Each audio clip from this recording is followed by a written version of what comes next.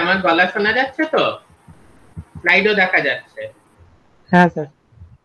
আচ্ছা, তো ব্যাপারটা হচ্ছে যে অ্যালেক্স জেফরিস উনি, আমি তোমাদের রেকমেন্ড করবো এটা একটু শুনো। তো এসছে ইউটিউবে,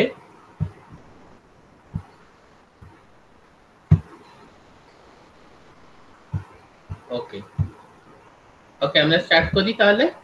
হ্যাঁ, আমি তোমাদের রেকমেন্ড করবো একটা জিনিস একটু শুনো। ইউটিউবে একটা লেকচার আছে অ্যালেক্স জেফরিস, তিনি এটা আবিষ্কার করেছিলেন। তো তার লেকচারটা আছে আর কি, যে ডিএনএ ফিঙ্গারপ্রিন্টিং তিনি কিভাবে আবিষ্কার করেন, what are the motivational sources. এবং তার সব থেকে ভালো লেগেছিল একটা জিনিস, যে একটি বাবা মা তার বাচ্চাকে হারিয়ে ফেলেছিল when the kid was very young। তারপরে বাচ্চাটার যখন 13 বছর বয়স, মানে কোনোভাবেই আইডেন্টিফাই করা যাচ্ছে না, মুখ চোখ সব বদলে গেছে। বাবা মা দুজনেই প্রায় 12 বছর ধরে হন্যে হয়ে বাচ্চাটাকে খুঁজেছেন। তো অ্যালেক্স জেফরিস যখন বলছেন যে এই ডিএনএ ফিঙ্গারপ্রিন্টিং, তখন একেবারে ইনিশিয়াল স্টেজে সবে উনি শুরু করেছেন। তখন এটাকে কোনো এভিডেন্স হিসেবে মানা হতো না কাউকে কোনো ক্রাইমে কনভিক্ট করার জন্য। তো অ্যালেক্স জেফরিস তখন আর কি এই প্যাটার্নটা, মানে বাবার থেকে ডিএনএ নিলেন, মার থেকে ডিএনএ নিলেন, এবং ওই বাচ্চা কিনা তখনও জানা নেই, তার ডিএনএ নিলেন, নিয়ে 3টে ফিঙ্গারপ্রিন্ট জেনারেট করলো। করে দেখলো যে এই 3জনের মধ্যে ফিঙ্গারপ্রিন্ট যখন দেখা যাচ্ছে, যে বাবা যে তার সঙ্গে বাচ্চাটার 50% সিমিলারিটি আছে ইন দা ফিঙ্গারপ্রিন্ট, মানে এই ব্যান্ড প্যাটার্নে। এই তোমরা কি কেউ আনমিউট করে আছো? খুব আওয়াজ হচ্ছে, মিউট করে নাও। এই যে ব্যান্ডিং প্যাটার্নে বাবাটার সাথে বাচ্চাটার 50% সিমিলারিটি আছে, আর মায়ের সাথে বাচ্চাটার 50% সিমিলারিটি আছে। এরে আনমিউট করে আছে, এত আওয়াজ হচ্ছে। বাবার সাথে 50% সিমিলারিটি আছে আর মার সাথে 50% সিমিলারিটি আছে। তো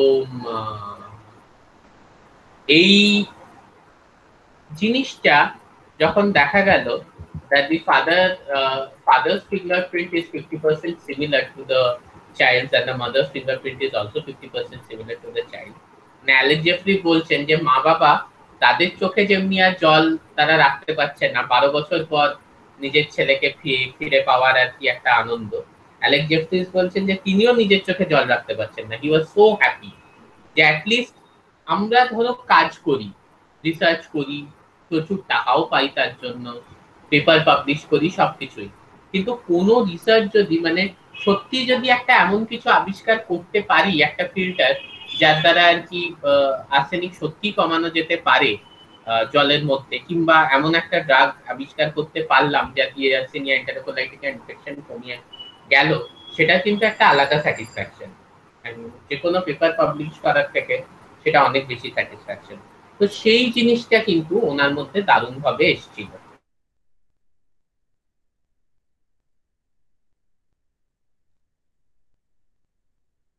বাবা মার সঙ্গে অপত্যে 50% সিমিলারিটি থাকবে ইন দা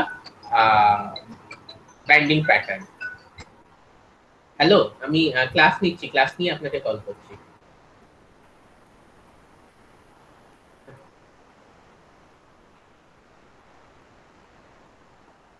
হ্যাঁ হ্যাঁ হ্যাঁ হ্যাঁ, আমার সঙ্গে তো আজকে সকালেও কথা হয়েছিল, মানে এই নিয়ে নয় যদিও, এমনি উনি ম্যাথমেটিক্স এর কিছু নিয়ে এখন খুব ব্যস্ত আছেন, ম্যাথমেটিক্স এর লেখালেখি এবং পড়ানো নিয়ে, এবং ওটাতেই ফোকাস করছেন আর কি।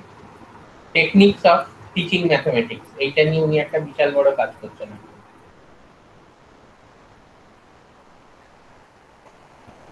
আর একবার আপনি, হ্যাঁ, ওই প্রজেক্টের জিওটা আমাকে পাঠাতে পারবেন, তাহলে আমি টাকাগুলো ভরে দেবো আর কি।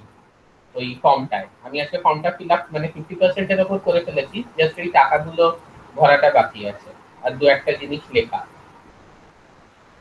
হ্যাঁ, স্যাংশন লেটারটা। না, আমি ঠিক আছে, আমি খুঁজে দেখবো, আর যদি না থাকে তাহলে আরেকবার একটু পাঠিয়ে দেবেন, আমি বলবো আপনাকে যদি না পাই। হুম, আচ্ছা আচ্ছা, ঠিক আছে ঠিক আছে, ও তাহলে ঠিক আছে, তাহলে আর পাঠাতে হবে না, আমি খুঁজে নেবো মেল থেকে। হ্যাঁ হ্যাঁ, আচ্ছা ঠিক আছে, তাহলে মেল থেকে খুঁজে নেবো। হ্যাঁ হ্যাঁ। হ্যাঁ হ্যাঁ হ্যাঁ হ্যাঁ হ্যাঁ, অবশ্যই আজকে দুপুরে তো আবার কিশোরকে ফোন করবে ওই অল ল্যাবের ইয়ে থেকে জানার জন্য। হুম, হুম, হ্যাঁ হ্যাঁ হ্যাঁ হ্যাঁ হ্যাঁ, একদম আমি আজকে অবশ্যই আপনাকে দিয়ে দেবো। হ্যাঁ হ্যাঁ হ্যাঁ হ্যাঁ, ঠিক আছে। আচ্ছা, তারপরে আমি যেটা বলছিলাম তোমাদের যে আহ, ইয়ে সরি, আমার একটা কল চলে এসেছিল যে আহ, তো এছাড়া এই টেকনিকটা 50% সিমিলারিটি ইন দা ফিঙ্গারপ্রিন্টস আমরা পাবো between the parent and the individual and the offspring. এছাড়াও এগুলো কিন্তু আরো অনেক জিনিসে এই পার্টিকুলার সিমিলারিটিটা ইউজ করা যায়। তোমরা জানো যে বিভিন্ন অর্গান ট্রান্সপ্লান্টেশন টেকনিক, ঠিক আছে? অর্গান ট্রান্সপ্লান্টেশন টেকনিক মানে ধরো এই যে কারো কিডনি ট্রান্সপ্লান্টেশন হচ্ছে, খুব কমন ব্যাপার আজকাল, বিশেষ করে কলকাতা শহরে তো খুব কমন হয়ে গেছে। বাংলাদেশ থেকে প্রচুর পেশেন্ট আসে, আমার বাড়ির পাশেই হয়। এইখানে কিন্তু আমরা এইচএল এ টাইপিং করতে পারি, ঠিক আছে? মানে এই এইচএল এ টাইপিং ব্যাপারটা কি, যে এইচএল এ রিজিয়নের সঙ্গে যে ডিফারেন্ট মার্কার্স অ্যাসোসিয়েটেড রয়েছে, মানে এইচএল এ রিজিয়ন জিনস এর সাথে, সেগুলোকে অ্যাম্পলিফাই করে নিয়ে আমরা দেখবো যে ডোনার আর রিসিপিয়েন্টের মধ্যে কতটা সিমিলারিটি আছে, ঠিক আছে? ডোনার আর রেসিপিয়েন্টের মধ্যে কতটা সিমিলারিটি আছে এই ব্যাপারটা কিন্তু আমরা দেখতে পারবো। মানে খুব সহজ ব্যাপার, ধরো একটা ডোনার যে কিডনিটা দিচ্ছে আর রেসিপিয়েন্ট যে কিডনিটা নিচ্ছে, এবার দুজনেরই আমি কি করলাম, এইচএল এর রিজিয়ন্স এর যে জিনটা আছে ওই পার্টিকুলার জিনটার সঙ্গে কিছু মার্কার্স অ্যাসোসিয়েটেড থাকে, সেইগুলোকে আমরা অ্যাম্পলিফাই করে মিলিয়ে দেখলাম। আমি যদি দেখি যে 90-95% মার্কার্সই মিলে যাচ্ছে, সেক্ষেত্রে কিন্তু রিজেকশন মানে গ্রাফট রিজেকশন, মানে যে ধরো তুমি যেটা ট্রান্সপ্লান্ট করেছো সেটা রিজেকশনের সমস্যা সমস্যা কিন্তু অনেকটাই কমে যাচ্ছে, ঠিক আছে? এছাড়া তোমরা যেহেতু লিখবে আমি বলছি না, আরো স্পেসিফিক অনেক কেসে ইউজ করা হয়। ধরো pre natal diagnosis. Pre natal diagnosis মানে কি, কেউ বলবে আমায়?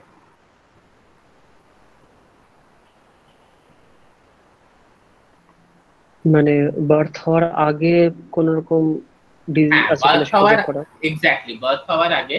বিশেষ করে এগুলো তো ইন্ডিয়ায় আমরা অত পাত্তা না দিলেও এগুলো বিদেশে প্রচুর দেখা হয়। যে যে ফিচার্সটা আছে সেটার মধ্যে কোনো ধরনের কোনো জেনেটিক অ্যাবনর্মালিটি বা কোনো ডিজিজ আছে কিনা।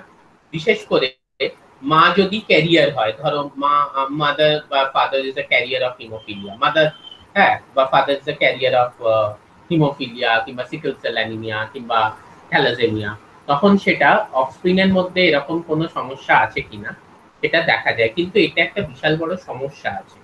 প্রি ন্যাটাল ডায়াগনোসিসে তুমি ভ্রূণের থেকে যখন তুমি রক্ত নিচ্ছ বা অ্যামনিওটিক ফ্লুইড নিচ্ছ, it will be always contaminated by the mother's DNA also. তুমি এটা বুঝতেই পারবে না যে ডিএনএটা চাইল্ডের না মায়ের। এবার তুমি প্রিন্যাটাল ডায়াগনোসিসে সে হিমোফিলিয়া আছে কিনা বা হিমোফিলিয়ার জিন সে ইনহেরিটেড হয়েছে কিনা দেখছো, মাদার তো নিজেও ক্যারিয়ার। ফলে যদি মাদার আর ফিটাল ডিএনএটা কোনোভাবে কন্টামিনেটেড হয়ে যায়, তখন সমস্যাটা এটা হবে যে হয়তো ফিটাসটা ক্যারিয়ার নয়, কিন্তু যেহেতু মাদার ক্যারিয়ার, তুমি ফিটাসটাকে টেস্ট করছো কেন? মাদার ক্যারিয়ার বলেই টেস্ট করছো। তো যেহেতু ফিটাসটা হয়তো ক্যারিয়ার নয়, কিন্তু যেহেতু mother career of this haemophilia এবং মাদার আর ফিটাসের যে ডিএনএটা আছে তারা আর কি কন্টামিনেটেড হয়ে গেছে, ফলে তুমি কি দেখবে, একটা ফলস পজিটিভ রেজাল্ট দেখবে। তুমি দেখতে পাবে যে ফিটাল ডিএনএটাও কিন্তু হিমোফিলিয়ার ক্যারিয়ার, ঠিক আছে? এই সমস্যাটা কিন্তু হয় প্রিন্যাটাল ডায়াগনোসিসে। কারণ ফ্লুইডস গুলো যেগুলো আমি এক্সট্রাক্ট করছি অনেক সময় মাদার আর ফিটাল ডিএনএ কিন্তু কন্টামিনেশন হয়ে যায়। কন্টামিনেশন হওয়ার দরুন এটা কিন্তু একটা বিশাল বড় সমস্যা। যে মাদার ক্যারিয়ার সেই জন্যই তুমি হিমোফিলিয়া টেস্ট করছো ফিটাসে, ফিটাস ক্যারিয়ার নয়, কিন্তু যেহেতু মাদার ডিএনএ দ্বারা কন্টামিনেটেড হয়ে গেছে, তখন কিন্তু এটা সমস্যা হবে। তখন যদি আমি foetal specific mother specific fingerprint use করি, ঠিক আছে? মানে ফিটাল ডিএনএর একটা নির্দিষ্ট ফিঙ্গারপ্রিন্ট আছে, মাদার ডিএনএর একটা নির্দিষ্ট ফিঙ্গারপ্রিন্ট আছে। তো ওই ফিঙ্গারপ্রিন্টের মধ্যে যদি আমি পার্টিকুলার যে ডিজিজ জিনটা সেটার মার্কারটা প্রেজেন্ট আছে কিনা খুঁজি, তখন কিন্তু এই সমস্যাগুলো হয় না। এনিওয়ে আর বেশিক্ষণ নিতেও পারছি না।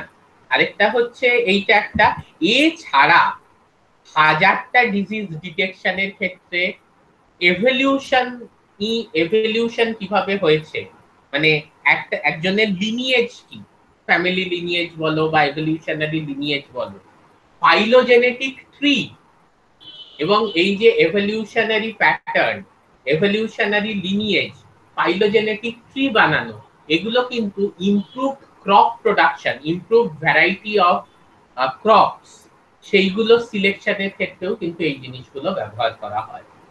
এইগুলোই তোমরা লিখতে পারছো কিনা আমি দেখবো, জাস্ট এক এক লাইনে এক্সপ্লেন করে যে ব্যাপারগুলো কি হয়। যে এই যে মার্কার, আরএফএলপি মার্কার, আরএফএলপি মার্কার গুলোকে বিভিন্ন ভাবে ব্যবহার করা হয় for this generation of phylogenetic tree to determine the evolutionary lineage and এছাড়া ডিজিজ, হাজারটা ডিজিজ ডিটেকশনে তো আছে। Lastly but again said that এটা কিন্তু তোমাদের সিলেবাসে অ্যাজ দেয়া নেই যে অ্যাপ্লিকেশনস এর ব্যাপারটা। এনিওয়ে স্টিল আমরা পড়বো। আরেকটা one of the most important application of present techniques is the crime investigation আর ক্রিমিনাল ভেরিফিকেশন।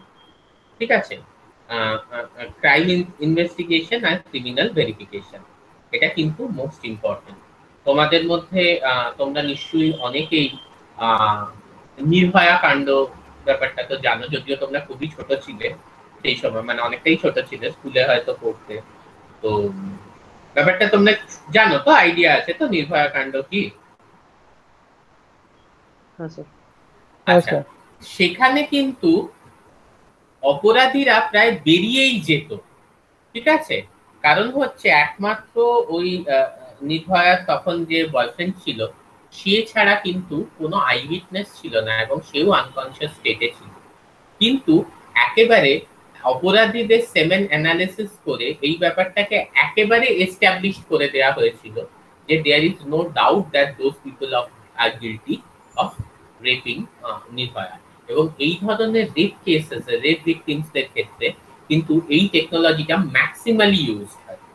এছাড়াও ধরো ব্লাডে কিংবা স্যালাইভা, হেয়ার ফলিকল, সেমেন, ঠিক আছে, মেনলি এইগুলো স্যাম্পলস থেকে নিয়ে মার্ডারার্সকে ডিটেক্ট করা হলো, বা রেপ যারা করেছে আর কি, যারা কনভিক্টস বা কালপ্রিটস, তাদেরকে ডিটেক্ট করা হলো।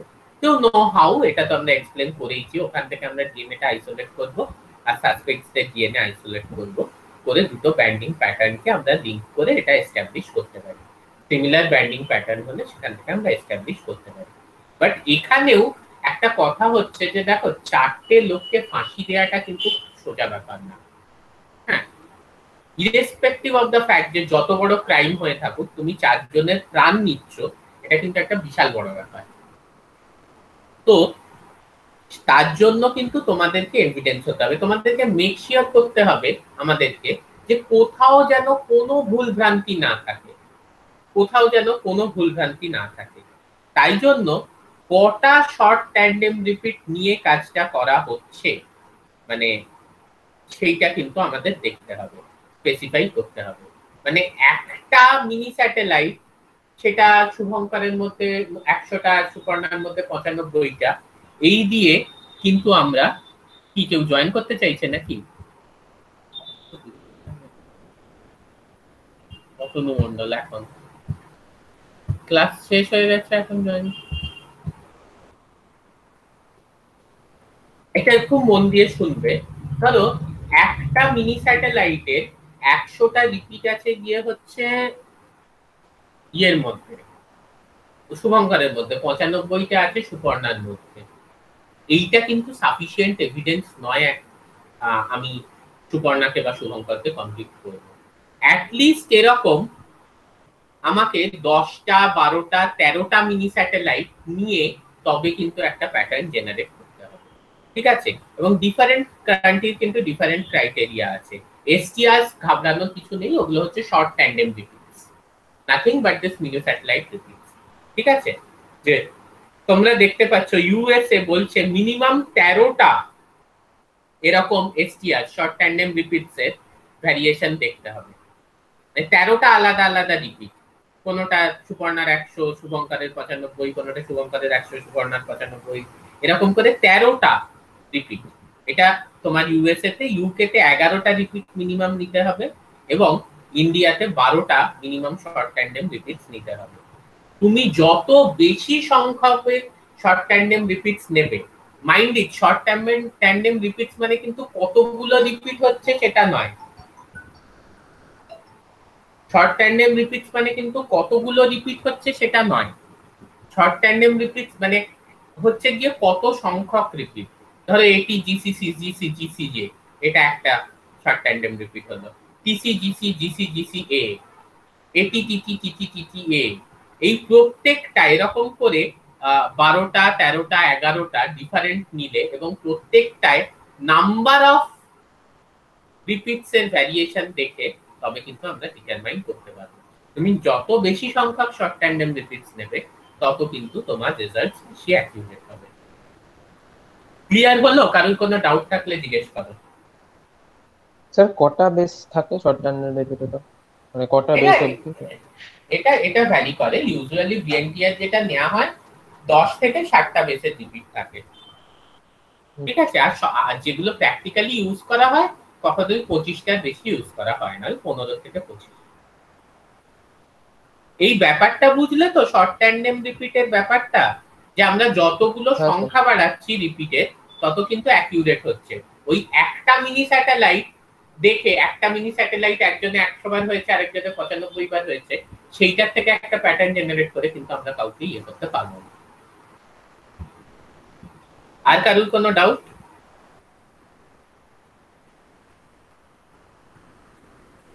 মানে স্যার 13টা শর্ট ট্যান্ডেম রিপিট নিয়ে ওটাকে অনেকবার করে চেক করছি, তাই?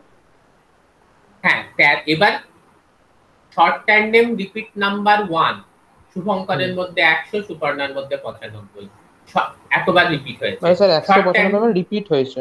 হ্যাঁ। Short tandem repeat number 2 শুভঙ্করের 120, সুপর্ণার 125। Short tandem repeat number 3 সুপর্ণার 110, শুভঙ্করের 115। এইভাবে মিনিমাম ইন্ডিয়াতে 12টা নিতে হবে। তুমি একটা রিপিটের উপর বেস করে দুজনের ফিঙ্গারপ্রিন্ট আলাদা এ করে কিন্তু করতে পারবে না, বুঝতে পেরেছো? মানে কাউকে ফাঁসিতে ঝোলানোটা অত সোজা নয়। Unless your technology is perfect, তুমি কারোর প্রাণ নিতে পারবে না। যত এরকম তুমি মিনি স্যাটেলাইট বা শর্ট ট্যান্ডেম রিপিটস এর সংখ্যা বাড়াবে, হ্যাঁ, এবং তাদের মধ্যে ভ্যারিয়েশন গুলো দেখবে, তত আর কি অ্যাকিউরেট হবে। আর কারোর কোনো প্রশ্ন?